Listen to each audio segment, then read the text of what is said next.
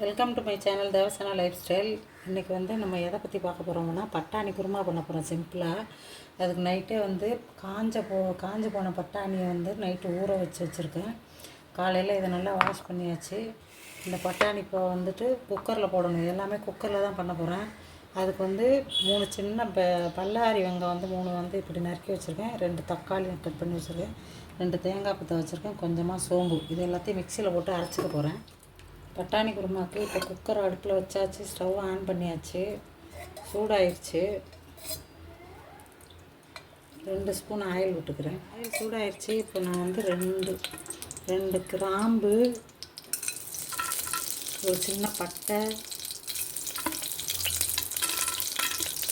இந்த அன்னாசி பூ இருக்குல்ல, இந்த அன்னாசி பூ கட் பண்ணி வச்சு போட்டுக்கிறேன். கொஞ்சம் கருவேப்பிலை, ஒரு பிரியாணி இலை சின்ன லீஃபு, ஒரு தக்காளி, இதெல்லாம் சோம்பு, இப்போ தேங்காய் போட்டு அரைச்சி வச்சுருக்கேன்ல குருமாவுக்கு தேவையான மசாலா, இதை இப்போ குக்கரில் ஆட் பண்ணிக்குவோம்.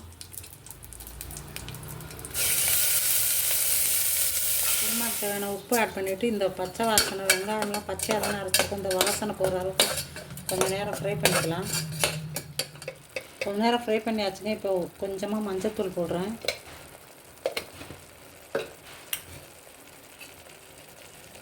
2 ஸ்பூன் அளவுக்கு குழம்பு மிளகாத்தூள் சேர்த்துக்கிறேன். கொஞ்சமாக சில்லி பவுடர் சேர்த்துக்கிறேன். மஞ்சள்தூள், மிளகாத்தூள், குழம்பு மிளகாத்தூள் எல்லாமே சேர்த்து கொஞ்சம் நேரம் ஃப்ரை பண்ணி எடுத்துக்கணும். அதுக்கப்புறம் நம்ம ஊற வச்சுருக்கோம்ல, வாஷ் பண்ணி இந்த பட்டாணி இதில் ஆட் பண்ணிக்கிறோம். கொஞ்சமாக தண்ணி சேர்த்துக்கிறோங்க. தண்ணி சேர்த்துட்டு இப்போ குக்கரை மூடி 2 விசில் வைக்க போகிறோம். எல்லாத்தையும் நல்லா மிக்ஸ் பண்ணியாச்சுங்க. இப்போ மூடி போட்டு வச்சிடலாம். 2 விசில் தான் வந்தால் போதும். ஏன்னா 8 ஹவர்ஸ் ஊறி இருக்குல்ல பட்டாணி. குக்கர் இந்த மாதிரி மூடி போட்டு வச்சாச்சு. 2 விசில் வரட்டும், ஓப்பன் பண்ணி பார்க்கலாம். குருமா ரெடியாக இருக்கும்.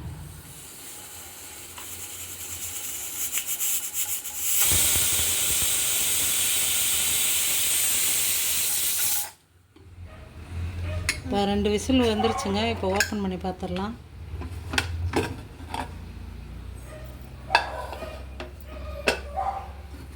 பாருங்கள், சூப்பராக குருமா ரெடி ஆயிடுச்சு. இதுக்கு 10 நிமிஷம் கூட ஆகலை. பாருங்கள், சூப்பராக ரெடி ஆயிடுச்சு. இதை நம்ம பவுலுக்கு ட்ரான்ஸ்ஃபர் பண்ணிடலாம். கொஞ்சமாக கொத்தமல்லி தழை தேவையில்லாம்.